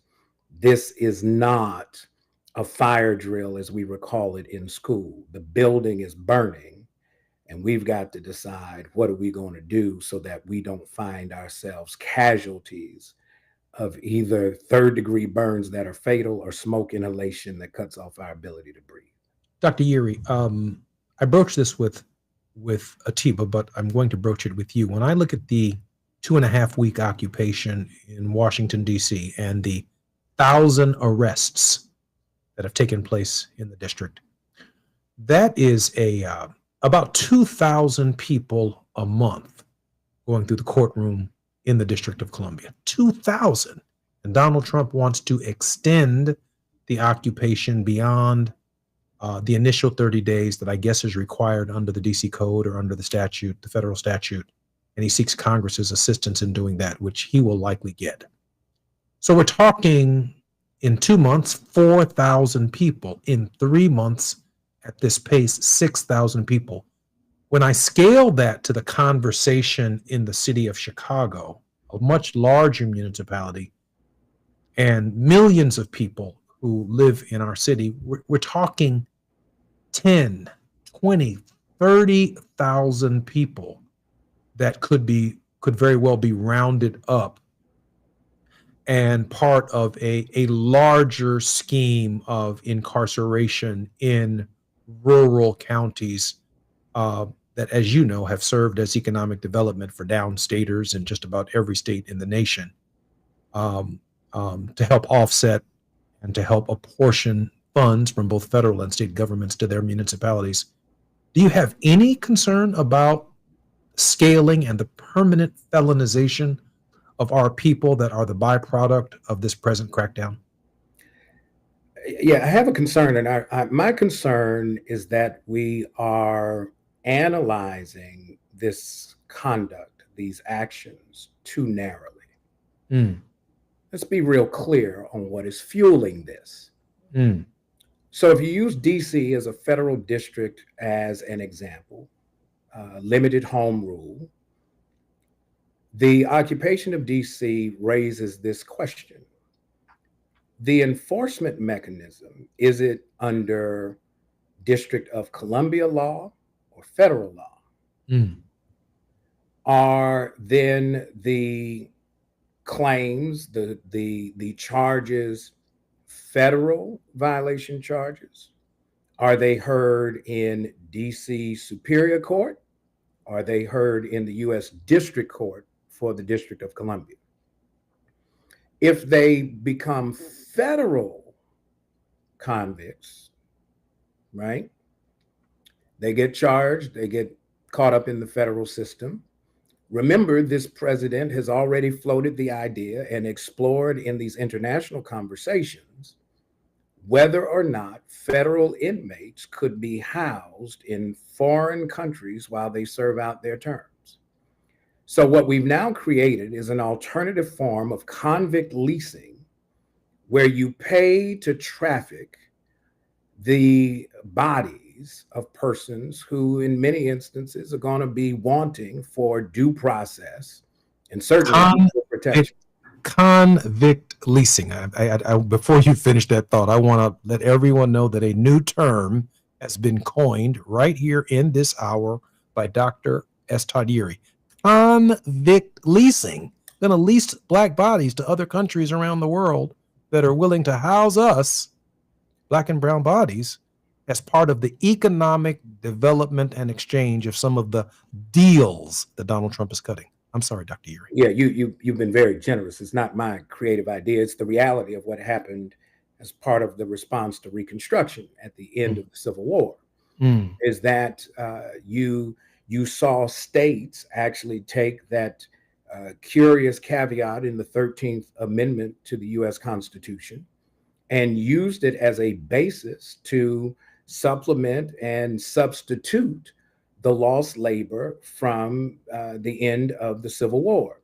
Now what you have is you have the intentional desire to depopulate certain communities of certain hues. Let's just be real clear. Immigration, while immigration certainly affects more than just folks who come from Central America, South America, from the Caribbean, from Africa, you don't hear anything about Canadian immigration or European immigration where folks overstay their visas and face certain deportation to countries where they don't belong. In Baltimore, there's this conversation about Abrego Garcia right now. He shows up for his check-in date. He's taken into custody. He faces now deportation to Uganda. Now, last time I checked, you might be the only Venezuelan in Uganda. You listen, and the only person speaking Spanish there too, because ain't nobody gonna be able to talk to you. Let's just be real clear. And so there's there's a reason why this conduct ought to be offensive to not just folks who are targeted, but by folks who are being misled that somehow or other they're made safer and better if this actually happens. At the end of the day, this is what I often tell my white colleagues, brothers and sisters who say they're about this struggle. Well, let me ask you a question. If your whiteness protects you so much, why don't you get an invitation to the meeting where all of this stuff is devised? Because the real goal is to try to keep us from having another Bacon's Rebellion. If the economic interests of blacks and whites, people of color, and people who have no color except for the fact that color became a thing because it was created. If the economic interest of the working class, the working poor, if they come together and resist the offensive economic enslavement of the political venture capital class, you have a different issue. And we have to remember that the creation of race as a framework was necessary to keep blacks and whites separate from ever deciding that they were going to focus on mutual economic self-interest against the political elites. And early on, that was because you had to have certain economic capacity to even be part of the government. We got to go back and we got to connect history. We got to go back and look at this thing again. This notion of convict leasing, sending bodies everywhere to depopulate communities, because the fear is not of crime. The fear is of genetics kicking in. And if at this rate, they're still worried about the browning of America, where it will be majority, minority, literally by 2040, that's what this is all about. You have white racial paranoia running amok in the White House. And the White House that was built by black hands certainly is housing some of the most hostile conduct and behavior that is getting no pushback from the leadership of either chamber, which is problematic on its face. We've got to come together, and we've got to come together. Not today, it's like urgent as yesterday. Otherwise, it could be us, U.S. citizens, on a plane somewhere that we've never been, speaking a language we've never learned, to do whatever because they would rather get rid of us than reckon with us. This idea of blacks and whites who seem to be in the working class, working poor, our own, if you will, free state of Jones, where we have to come together beyond our race, our class, and our sex. You know, I didn't care one way or the other about Uncle Herschel being on Cracker Barrel. I love their chicken livers, their rice, their gravy, their pork chops. I ain't never had no problem buying soda. I haven't had since I was in 7th grade at Cracker Barrel, and the whole candy assortment and the whole way of life. I accepted the Cracker Barrel for what the Cracker Barrel was. And I had no problem living in the free state of Jones, pulling off the highway, enjoying myself at Cracker Barrel. Cracker Barrel didn't become something of a political hot button until about 4 days ago when the company decided to get rid of Uncle Herschel. I ain't never had no problems with Uncle Herschel. In other words, I've adjusted to some of what it means to be a working class white at the Cracker Barrel. Now the reaction from the company to get rid of Uncle Herschel, now the reaction from the company to bring Uncle Herschel back, kind of smacks of, okay, it's okay to have, I never thought Uncle Herschel was a cracker. And I don't mean that in any offensive kind of way, but he didn't become one until they took him off and then put him back on, if you know what I'm saying. Now I'm a little more educated about it. I still enjoy the chicken livers and the grits and the eggs and the wholesome feeling of that environment. In a real sense, in that space, I've accepted their culture. They have accepted the first African-American woman to ever fry a piece of chicken. They got that recipe down real good at the Cracker Barrel. So we've engaged in a cross-fertilization around the reality of Southern cooking and Southern living at the Cracker Barrel. But the fact of the matter still remains, there's some red hats in there and there's some blue hats in there. And if the red hats in there can come together with the blue hats without us taking different sides of the room, I think to your point, we are the new majority, and the elites cannot in the Democratic Party or the Republican Party get away with what they've been getting away with, using race to divide us. Am I right or wrong about that? I only have about 30 seconds for your response, Dr. Yu. The short answer is yes. Listen, you have red hats, you have blue hats, you have skull caps, you got do-rags. At the end of the day, I just want to know, can I get some fried okra and some catfish? Can somebody just help a brother out? Gina said some grits. Listen, and that's the whole thing. At the end of the day, we got to recognize the commonality of the human experience and address human suffering, but we got to do it together. I'm Jesse Jackson Jr., listening to Dr. Todd Urey on KBLA Talk 1580. More with Wealthy Wednesdays and Todd Urey when we come forward. It's afternoon drive time with Jesse Jackson Jr. Only on KBLA Talk 1580.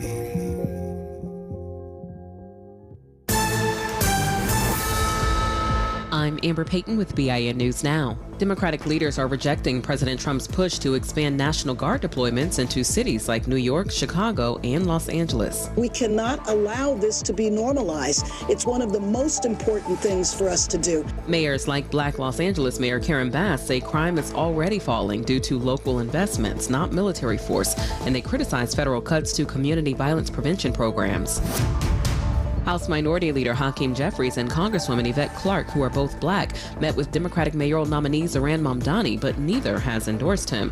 The campaign says talks focus on affordability and why Black New Yorkers are leaving the city.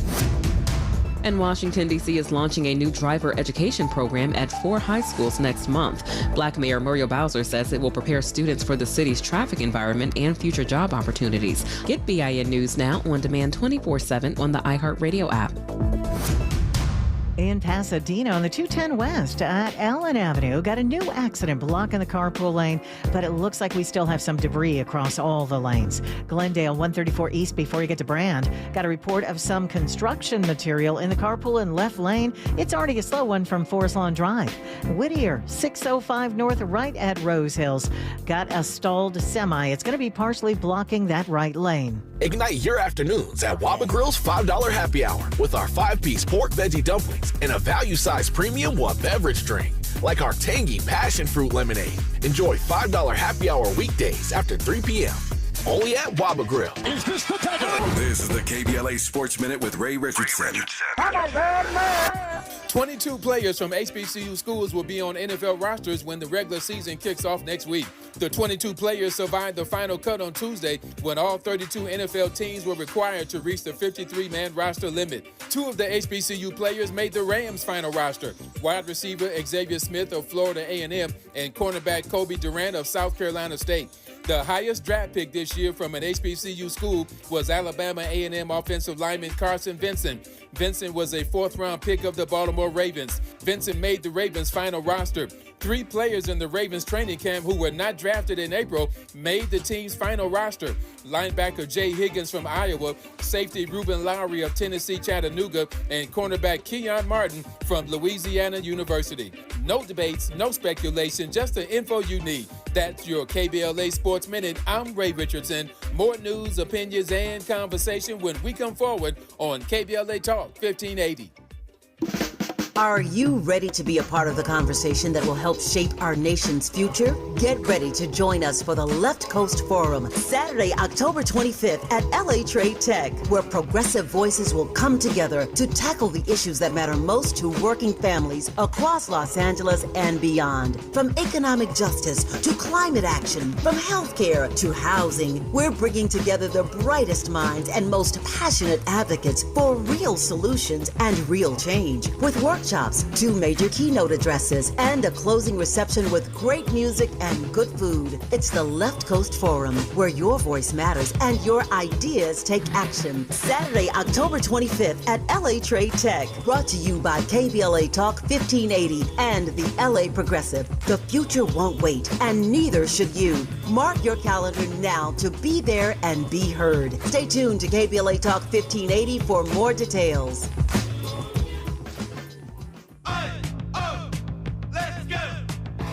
You're still glowing, flirting, grooving. You've still got it. But your immune system weakens as you age, making it harder to fight flu, pneumococcal pneumonia, RSV, and COVID-19. Vaccines are a key part of any health routine and help strengthen your immune response. Ask your doctor or pharmacist which vaccines you need. Schedule in minutes at vaxassist.com. Sponsored by Pfizer. There's nothing like when you get that part from eBay and it just fits. Yeah, the first time. So you can do less of this and get right back to more of this. At eBay, you'll find all the parts you need, guaranteed to fit, at prices you'll love. Sounds good, doesn't it? eBay, things people love. Eligible items only. Exclusions apply. Are you wet shaving? You'll get razor bumps. Nah, Pops, I'm good with Gillette Skin Guard. How long you been growing that beard Mama hates anyway? Since 77. I shaved and got ingrown so bad. That's why I use the Gillette Skin Guard razor, face scrub, shave gel, and moisturizer, so I don't have to worry about new razor bumps or shaving irritation. Gillette Skin Guard, huh? Your mama's gonna love this one. The best a man can get keeps getting better with Gillette Skin Guard. Buy now at a retailer near you. KBLA Talk 1580. We've got a lot to talk about. KBLA Talk 1580 is committed to self-care and community well-being. Walk Good LA was formed in June 2020, inspired by the Black Lives Matter movement and the beginning stages of the COVID-19 pandemic. What began as a few minutes of breath work and yoga meditation before protests against police brutality turned into a safe space for the community to heal in hard times. The immensely positive response from the community transformed the momentum into a movement. Today, Walk Good LA is a Black and Brown-led community wellness organization based in Los Angeles. They provide spaces for healing through community yoga classes, guided meditations, hikes, run clubs, and other activations throughout Los Angeles that attract hundreds of members weekly. With the help of Propel and Michael B. Jordan, they now have a yoga and wellness studio in Los Angeles called the Walk Good Yard. To join their mailing list and connect with healing spaces, please visit walkgoodla.org. That's walkgoodla.org. Or find them on Instagram at WalkGoodLA. This is a community call to action, a community call to healing from KBLA Talk 1580.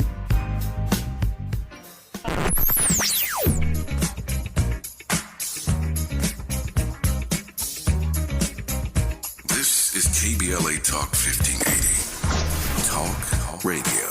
That's music to your ears. We're unapologetically progressive. KBLA Talk 1580. You're listening to Jesse Jackson Jr. on KBLA Talk 1580.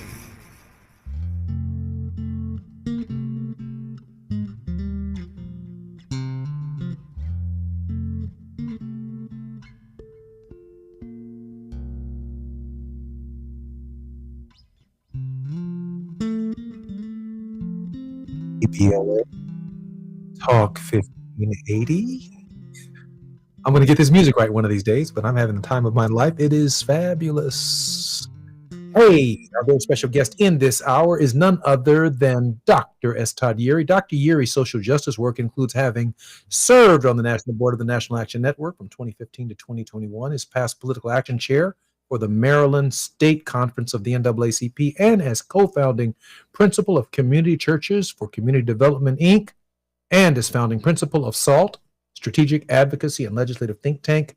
Dr. Yeary, welcome forward to the Jesse Jackson Jr. Show. To be with you, probably the most profound experience I had was working with your father. So I was going to get to that in the next introduction. We never forget. Look, I got to sit at the feet. You got this long resume, bro. Listen. We can stop after that one. I got a chance to, like so many of us, to be able to understand the moral frame of social justice work through the eyes of Reverend Jesse Lewis Jackson Sr. I appreciate that. I will pass that on to him this evening when I see him. I did want to talk about this issue at the Federal Reserve Board, and that is that the President of the United States normally does not have the power to kind of jerk this governing body around. We've seen the president, to tackle inflation, attempt to bully, threaten, fire the Fed board chairman, Powell, because he won't yield, if you will, to the whims of the president's desire to lower interest rates. He said that the construction of the redevelopment or the refurbishment of the Federal Reserve Board is over budget. He called Chairman Powell a fraud and should be dismissed on the basis of cost overruns and fraud. But he's not made that move to fire the Fed board chairman, as far as we can tell. But on the basis of an allegation, he's reached over and grabbed the one sister on the board and terminated her immediately for an allegation of mortgage fraud. And you know the vetting process to get on the Fed, that it's just impossible that, no indictment, nothing like that, but just the allegation is enough. Probable cause is enough in the mind of the President of the United States to dismiss a board governor. Your thoughts, Reverend Yeary, on what's taking place at the Fed and the racial component of a black woman being treated this way? So you're going to make me go back and talk about Uncle Herschel. This is some Uncle Herschel-ish.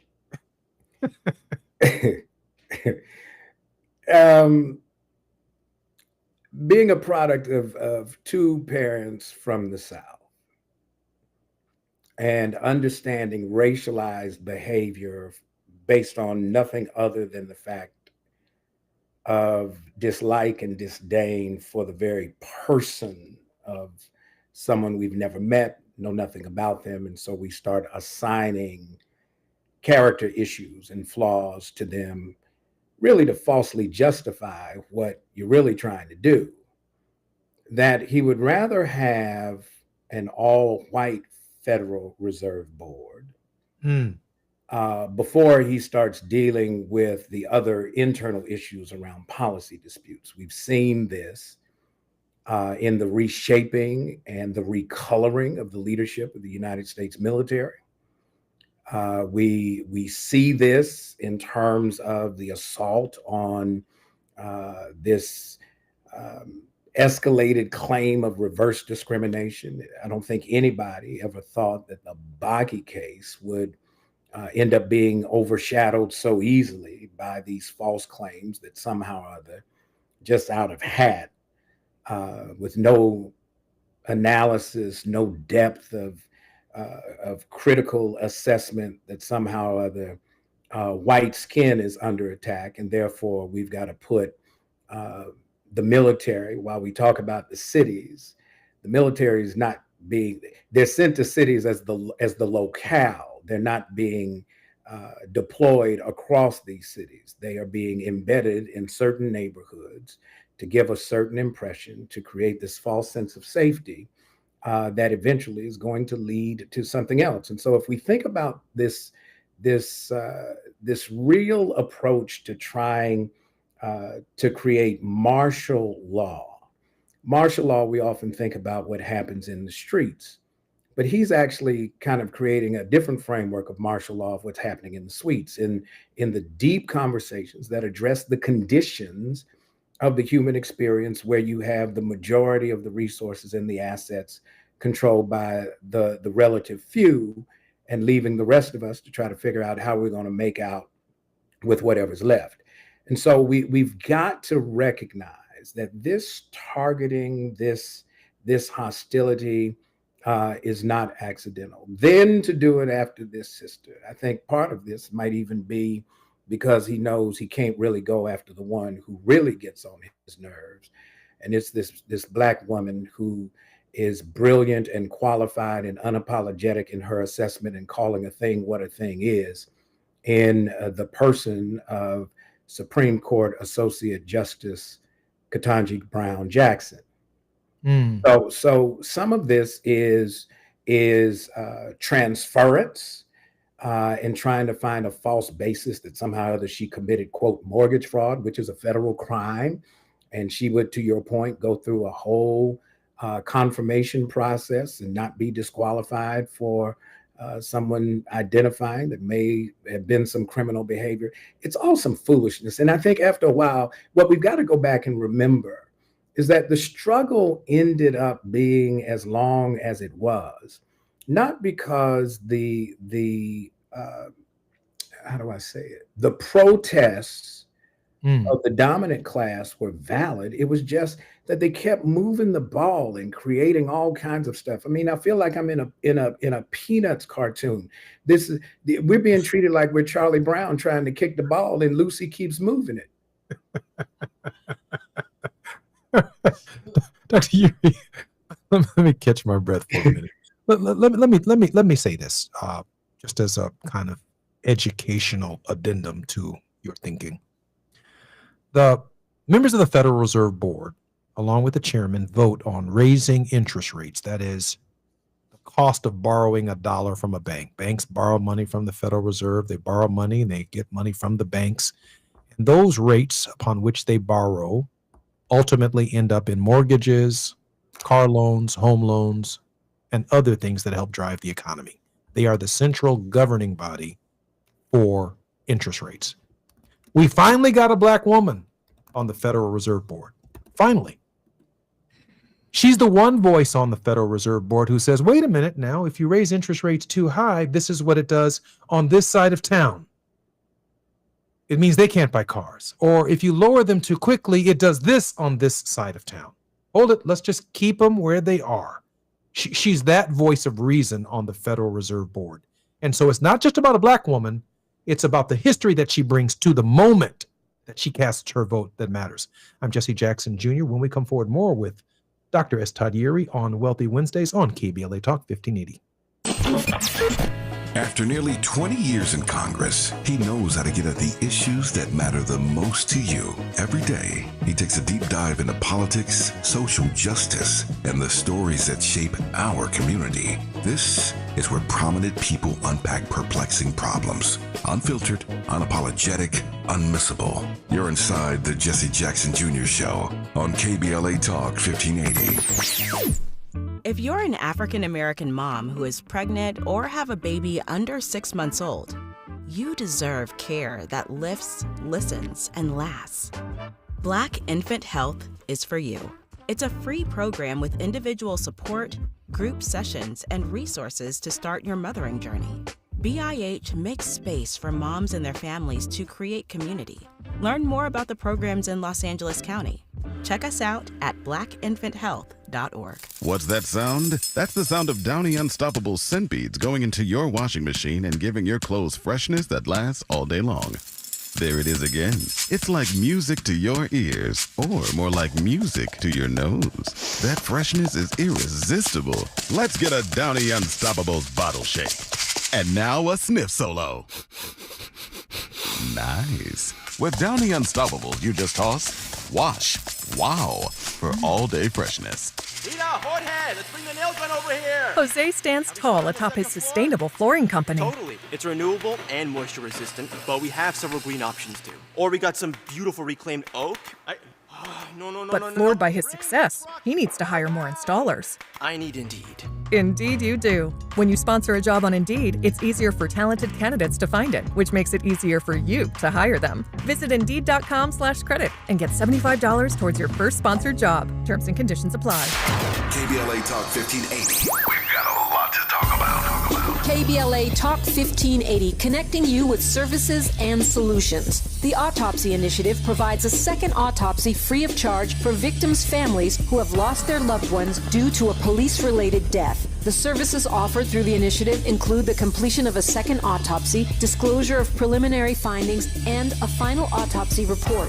A police-related death is when an individual is harmed by police officers using deadly force, which results in an individual's death. Police-related death includes in-custody deaths, including those that arise during contact with law enforcement officers during arrest, pursuit, booking, transport, or incarceration. The Autopsy Initiative has a team of board-certified pathologists on call. An autopsy request may be completed by anyone with a close relationship with the victim, which may include the victim's spouse, partner, relative, close friend, or lawyer. To request a free second autopsy for a victim of police violence, please visit knowyourrightscamp.com. That's knowyourrightscamp.com. Then click on Autopsy, then click on Request. At KBLA, we believe in justice for victims of police violence. We say their names, and we don't black down. This is a community call to action from KBLA Talk 1580. Now back to more of Jesse Jackson Jr. on KBLA Talk 1580.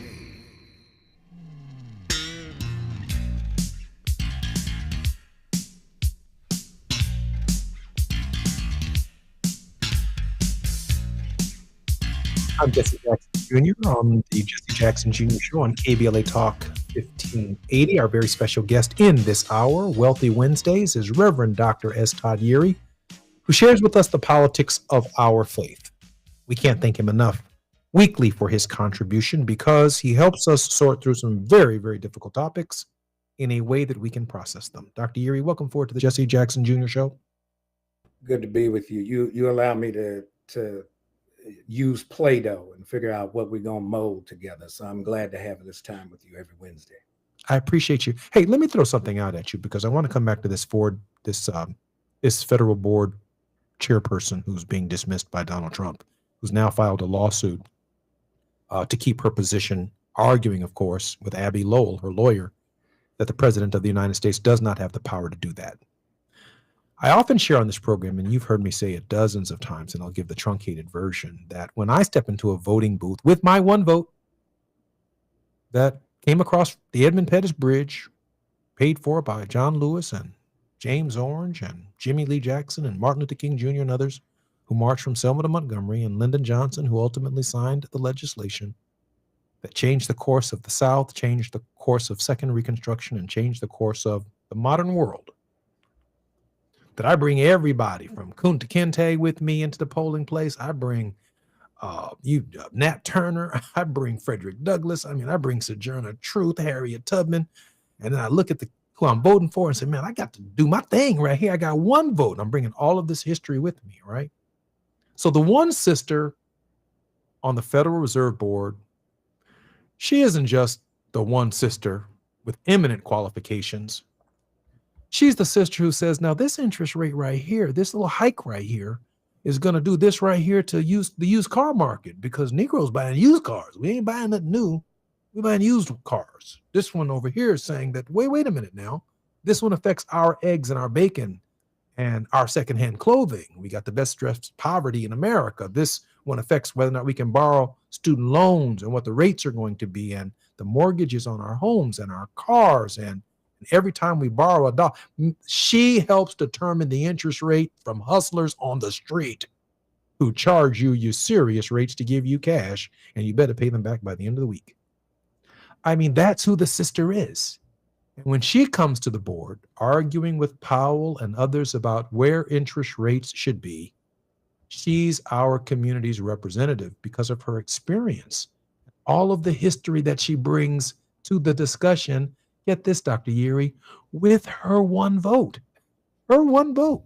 And the arguments that she makes as to why they should be raised, why they should be lowered, or why, let's say, African American male unemployment is either increasing, not increasing, we're going to college or not, or the cost of college is too high, the interest rates are too high. She is over the interest rates to determine whether or not, when we graduate from high school and we don't get a scholarship to college, we figure out if we can afford the loan to go, and or whether or not we make the decision to go to college and assume the debt of college and or graduate school. Her one little vote determines the rate at which the money we borrow is lent to us that we have to live with. Her vote matters, Dr. Yuri. Yeah, her vote matters a lot. Here's what this kind of vehement, rabid response from the president is really all about. It says, one, he doesn't understand how the Federal Reserve works. He doesn't understand how the Open Markets Committee that sets the policy actually operates.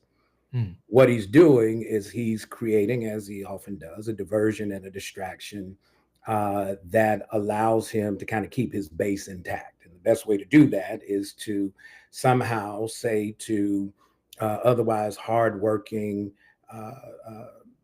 entitled whites that there's somehow some unqualified, unreliable, untrustworthy Black person keeping you out of a spot, right? What he won't tell you is her resume, Dr. Cook's resume. Dr. Cook's resume as a professor of economics and international relations at Michigan State, having been on the faculty at the Harvard Kennedy School of Government, that she has been appointed to a term that doesn't expire until 2038. That's what he wants. He wants to put somebody in to fill an unexpired term of somebody that has been removed, quote, for cause. He doesn't want you to know that Dr. Cook has one bachelor's degree from Spelman, a second bachelor's degree from Oxford University, a PhD in econ from UC Berkeley. He doesn't want you to know that. So that when he starts raising these spurious claims about something that would disqualify her, she's targeted before anybody even knows who she is. And then if you look at the Open Markets Committee and see who's on it, it's not just the 7 members of the Board of Governors of the Fed, of which Dr. Cook is one of the 7, but they're also presidents of the other Federal Reserve banks, which are regional, and they serve one-year terms on a rotating basis. So, sometimes the reason some folks can't win at Monopoly is because they started rolling the dice before they read the rules. And so when you're not concerned about the rules, you just make them up as you go along, then you can throw anything out there and think that somebody's going to support you in a claim that you say is justified. That's the foolishness. This is, I think Cracker Barrel has helped us. We now have a metaphor for this politics. This is Uncle Herschel politics. And after a while, though, we look, I ain't hating on Cracker Barrel. At the end of the day, I'm going to order the catfish that comes with 3 sides. I want the turnip greens. I want the fried okra. I want the hash brown casserole, and don't bring me no biscuits. I want the muffins. I want the muffins. If I'm hanging out with your dad, ain't no telling what we gonna get. We gonna get in touch with our Southern roots, right? But the truth of the matter is it's a mindset. There's a mindset that says that there's certain people who are always qualified and other people who are never qualified to hold some of the most significant positions in society, in corporate America, or even in government. And that's why we've got to push back, because it does not lend itself to the well-being of the fabric of the nation. It just does not work that way. Dr. Year, before you give your word of hope, I just want to give you a moment to reflect upon what it will be, but I want to say this. We're also looking at the consequences of not owning your behavior. When I committed my offense, I owned my behavior. I didn't kick the can down the road. Donald Trump will not own his behavior for Epstein. Whatever that behavior is, he's not owning the behavior. And the consequences of it are so extraordinary for a president of the United States to not own their behavior. From the Federal Reserve to the occupation of DC to what's going to take place in Chicago, Atlanta, Los Angeles, cities around our country, the distraction. From not owning the behavior, when you have a child at home, when you have a relationship where someone can't own the behavior, while those consequences may seem small, the ripple effect of not owning your behavior, especially presidential behavior, are so extraordinary in terms of the ripple effect that it is incalculable. With that said, Dr. Yuri, our final word of hope we have about I'm going to give you the abridged version, right? You can't lead where you don't go. You can't teach what you don't know. We're going to leave that right there. The second piece is for all of us to have a word of hope is that when God calls Moses for the liberation of the people, Moses comes with a background. He has a whole history. But God says to even Moses, go tell Pharaoh, don't negotiate, don't ask for permission. Go tell Pharaoh, what is the demand in this moment? Everybody has a voice. It's not based on what somebody thinks they know is in your background. It is whether or not you have the courage to lend your vote in the midst of this choir aggregation. It ain't rehearsal. It's real time. We got work to do. Everybody's got to speak up, step up, stand up, and get up because the fight is on. I'm Jesse Jackson Jr. You've been listening to Wealthy Wednesdays with Dr. S. Todd Yuri on KBLA Talk 1580. Dr. Yuri, thank you for being with us today. Uncle Herschel is my friend. We'll deal more with Uncle Herschel next week. I'm Jesse Jackson Jr. When we come forward, it will be tomorrow on the Thought Provoking Thursdays with Johnny Mack. I'm Jesse Jackson Jr. When we come forward. KBLA 1580 Santa Monica. I'm Amber Payton with BIN News Now. Democratic leaders are rejecting President Trump's push to expand National Guard deployments into cities like New York, Chicago, and Los Angeles. We cannot allow this to be normalized. It's one of the most important things for us to do. Mayors like Black Los Angeles Mayor Karen Bass say crime is already falling due to local investments, not military force, and they criticize federal cuts to community violence prevention programs. House Minority Leader Hakeem Jeffries and Congresswoman Yvette Clarke, who are both black, met with Democratic mayoral nominee Zohran Mamdani, but neither has endorsed him. The campaign says talks focused on affordability and why black New Yorkers are leaving the city. And Washington, D.C. is launching a new driver education program at 4 high schools next month. Black Mayor Muriel Bowser says it will prepare students for the city's traffic environment